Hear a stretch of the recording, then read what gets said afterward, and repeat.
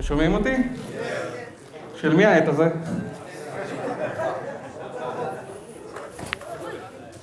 תודה רבה. אוקיי, אז מה שקרה זה שאני הייתי אמור לדבר היום, ואז התעוררתי לפני כמה ימים עם שפעת נוראית, והייתי בטוח שאני לא הולך להגיע, אז לא הכנתי כלום. ואז פתאום אתמול התעוררתי בלי חום, והיום נשארתי להיות בלי חום, אז הגעתי. והיה לי רעיון מגניב להרצאה, התחלתי לפתח אותו בראש, היה אפקטים מיוחדים וקוריאוגרפיה, באמצע היה אמור להיכנס ליצן עם לוגו של... לא משנה. אבל בסוף לא עשיתי שום דבר מזה. אז ישבתי פה עם דף והתחלתי לחשוב על רעיונות של מה אני יכול לדבר, כמה, 5-10 דקות. עכשיו, זה אולי יפתיע מכמה אנשים פה לגלות שאני אוהב לדבר. אז... לא רק לכתוב, אני גם אוהב לדבר. ואבידן אמר שאני הולך לדבר כמה דקות. לפני כמה זמן, איזה מישהו ממתחרה אחר של כספה אמר שהוא לא מאמין שאי פעם יהיה דבר כזה בלוק כל עשירית שנייה. אז אני אגיד לאבידן את מה שאמרתי לו. נראה. אז בעצם אין לי ממש, זה לא עניין טכני, סתם רציתי לספר כמה סיפורים, אנקדוטות. היה לי רשימה של כמה יעדים, למעשה יעד אחד. אמרתי לעצמי שמתישהו במהלך ההרצאה אני אביך את יוני, אז נראה. אז אני פשוט הולך להמשיך לדבר או עד שאני אסיים, או עד שאבידן יעצור אותי. אבל באמת זה בסך הכל קצת לתת על הצד האנושי יותר של הפרויקט הזה. ויש לי גם איזשהו אתגר קטן לקהל, אני אשמח לענות לשאלה 1 או 2, אבל אני לא רוצה שזאת תהיה שאלה על קריפטו, אני לא רוצה שזאת תהיה שאלה על כספה. אם יש לכם שאלה מעניינת, שאתם חושבים שתהיה יפה פה, ושהגיוני לענות עליה, לא סתם איזו בדיחה, אבל שהיא לא... ולא על פוליטיקה, תודה מלי. אז זהו. אז סתם יש לי כמה סיפורים שרציתי לספר. הסיפור הראשון מתחיל ב-2016. אני סטודנט מתחיל לדוקטורט באוניברסיטה העברית. אומרים לי שאני הולך לתרגל קורס במבוא לאלגוריתמים עם 2 אנשים שאני לא מכיר. יום אחד אני יושב בחדר של התלמידי מחקר, אוכל ארוחת צהריים, פתאום אני שומע איזה מישהי שואלת, מישהו יודע מי זה שי ויבורסקי? אתם יודעים איפה זה שי ויבורסקי? אז אמרתי, אני שי ויבורסקי. והיא באה ואמרה, היי, אני מתרגלת איתך אלגוריתמים, ויש איתנו עוד איזה מתרגל, קוראים לו יונתן סומפולינסקי. תהיתי אם כשאני אגיד את השם שלו, הוא ירים את הראש מהטלפון. אז בואו נלך לדבר איתו ונראה מי זה. אז הלכנו למשרד שלו, אמרנו שלום, אנחנו שי ומורן, אנחנו מתרגלים איתך קורס, אתה כבר תרגלת אותו שנה שעברה, בוא נדבר על זה קצת. היה לנו איזו שיחה לקונית של 5-10 דקות על הקורס, ואז שנינו יצאנו מהחדר, הסתכלנו אחת על השנייה ואמרנו זה לזו, בוא'נה, איזה צנון, מי זה היפש הזה? אבל מהר מאוד, תוך 2-3 ויותר ויותר לאורך הסמסטר, גילינו שיוני, אם מסתכלים רק על השרשרת המרכזית שלו, אז אולי אפשר לחשוב בטעות, אבל רואים שבעצם קורים מלא דברים במקביל. מסתכלים באנטיקון ורואים, מגלים יצירתיות וחוש הומור והסתכלות מיוחדת על העולם, שלדעתי חלק מהגאונות שיוכל לתת לכל הדבר הזה לקרות. והוא יכול להיות מאוד מעצבן לפעמים, אבל הוא אף פעם לא יבש. וזה בעצם איך שכל העניין שלי בדבר הזה שנקרא כספה התחיל. ובעצם אני חושב שהתרומה המרכזית הראשונה שלי לדבר הזה הייתה שיוני סיפר לי שהוא הולך להקים חברה, ואמרתי לו, וואלה, יש לי חבר, קוראים לו מייק, והחלום שלו תמיד היה להקים איזושהי קריפטו-כלכלה.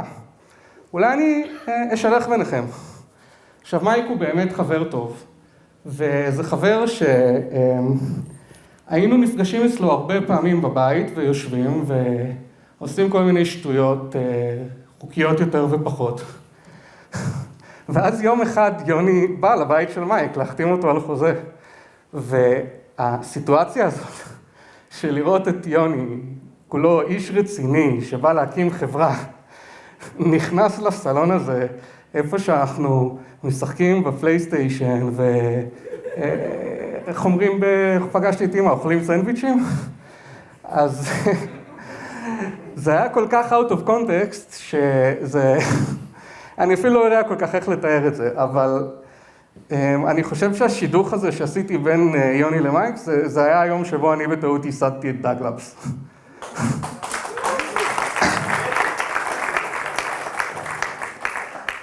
סבבה, אבל אני לא רציתי לבוא לעבוד אצל יוני ולבוא לעבוד בקריפטו בכלל, בגלל שבאותם שנים אם הייתם שואלים אותי, אז הייתי אומר שכל עולם הקריפטו הוא חרטא וזה בזבוז זמן גמור.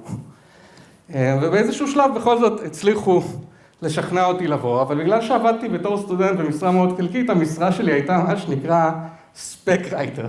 הנה, אני רואה את יוני פה נשפך מצחוק. כאילו, העבודה שלי הייתה פשוט לבוא ולרשום באופן מפורט כל מיני תהליכים טכניים, וזה משהו עוד יבש ומשעמם.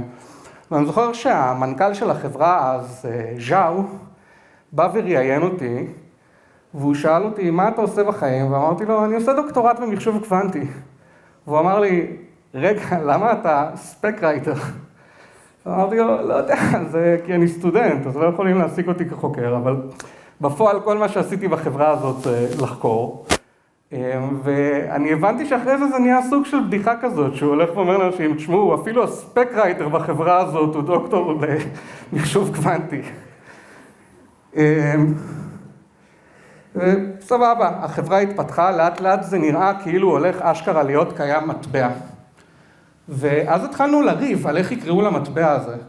עכשיו, בעוונותיי אני לא זוכר את ההצעות האחרות, אבל אני כן זוכר סיפור מצחיק על השם קספה, שהמנכ"ל של החברה, הוא נורא התנגד לשם קספה. למה? כי אשתו היא ממדינה דוברת ספרדית, פרגוואי זה היה? פרו. וקספה, מסתבר בספרדית, זה קסקסים בשיער. ובאמת, בימים הראשונים, אם היית מחפש קספה ביוטיוב, אז היית רואה איזה וידאו מרוסיה של איזה מישהו שקורא את זה עם ה-CPU שלו, ואז וידאוים של איך לטפל בשיער שלך. ואני זוכר שהיה לנו אחלה הצדקה לזה, כי קספה זה הרי קסקסים וסקיילס, קספה סקיילס. אז בכל זאת החלטנו להמשיך עם השם הזה, למורת רוחו. וכן, ואתה יודע, הקסקסים של הדג וזה, אי אפשר להתעלם מכל הטיפולוגיה הזאת, נכון? בסדר. הזמנים המשיכו, אני החלטתי לעזוב את דאגלאבס ולהתקדם הלאה בחיים שלי. החברה הלכה לכיוון יותר פיתוחי ופחות מחקרי, ואני לא כותב קוד פרודקשן לטובת כולם. אז עזבתי את החברה והתקדמתי בחיים שלי, והחברה, רוב השיח של החברה הוא מתנהל בטלגרם. וכל הערוצים של הטלגרם נשארו לי קיימים ופתוחים וזה, והיו שם מלא קשקושים שהתעלמתי מהם לגמרי. ובמשך חודשים פשוט התקדמתי הלאה ודי איבדתי קשר עם כל מה שקורה. עד שיום אחד פשוט קפץ לי הקספה בטלגרם ואמרתי, היי, אולי אני אכנס שתם לשאול מה נשמע, חודשים לא דיברתי עם החבר'ה האלה.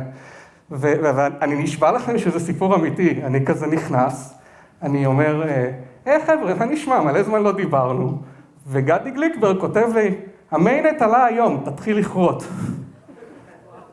אז פתחתי את כל המחשבים בבית, והתחלתי לכרות.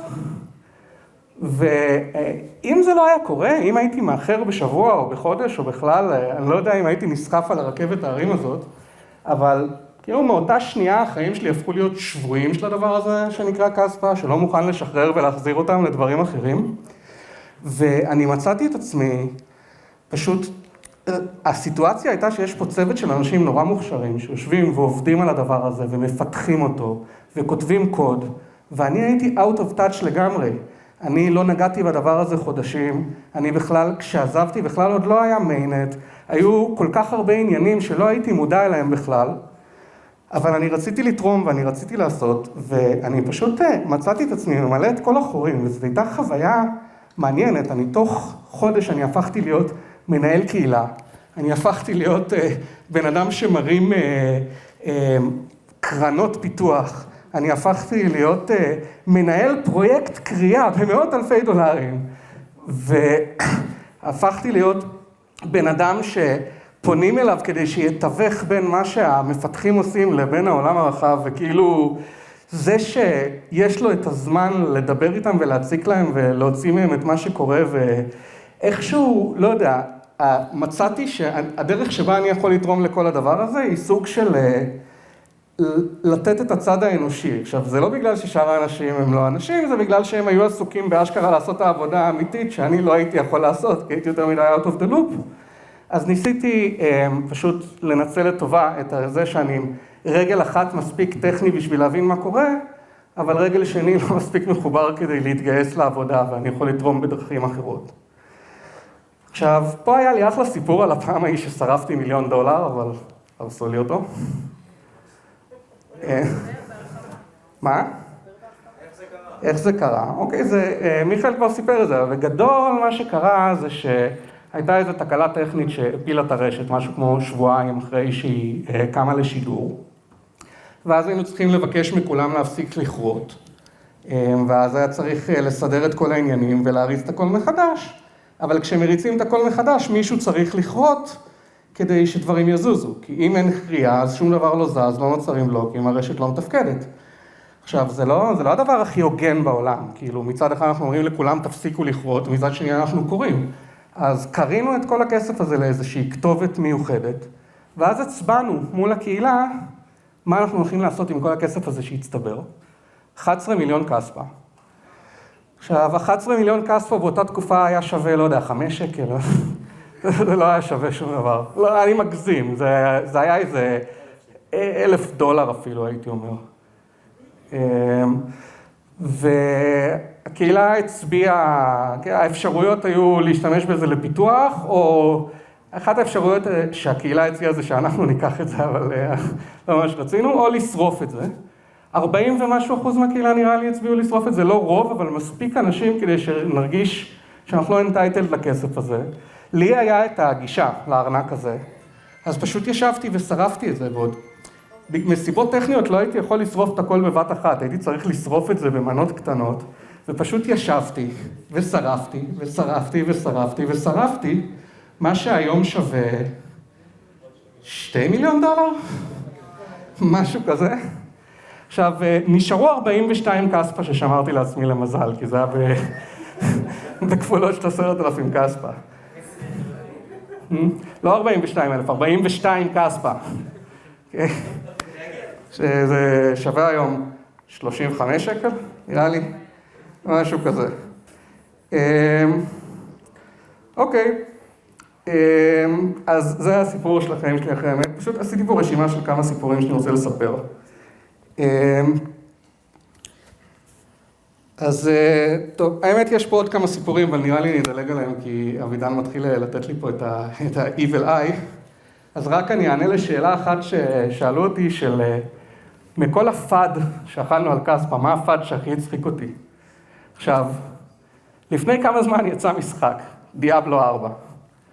ואני וחברים שלי התחלנו לשחק בו קצת יותר מדי, ולהוסיף חטא על פשע, גם יש לי נטייה כשאני משחק במשחק, אז גם כשאני לא משחק בו, להשאיר אותו רץ ברקע. עכשיו, למי שלא יודע, בדיסקורד כתוב, כשאתה משחק משחק בסטים, אז כתוב is playing. אז פשוט היה כתוב במשך איזה 3-4 שבועות או משהו כזה ליד היוזר שלי, שי דשא is playing דיאבלו 4.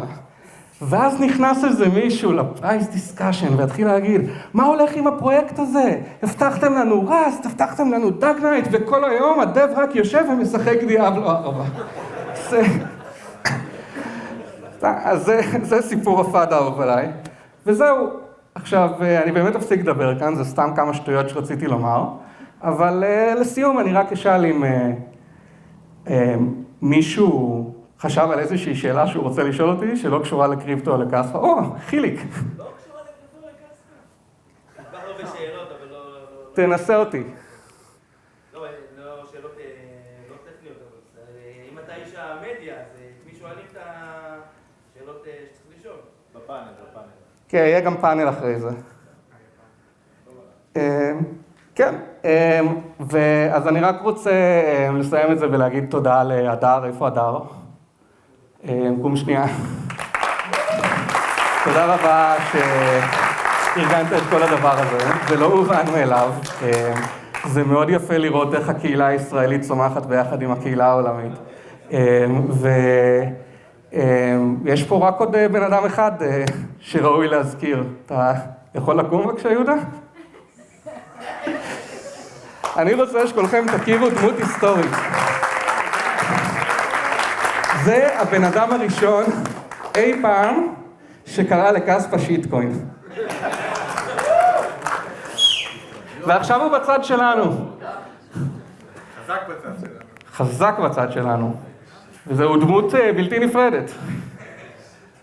וזהו, זה הכל. זה כל הקשקושים שהיו לי. אז תודה רבה.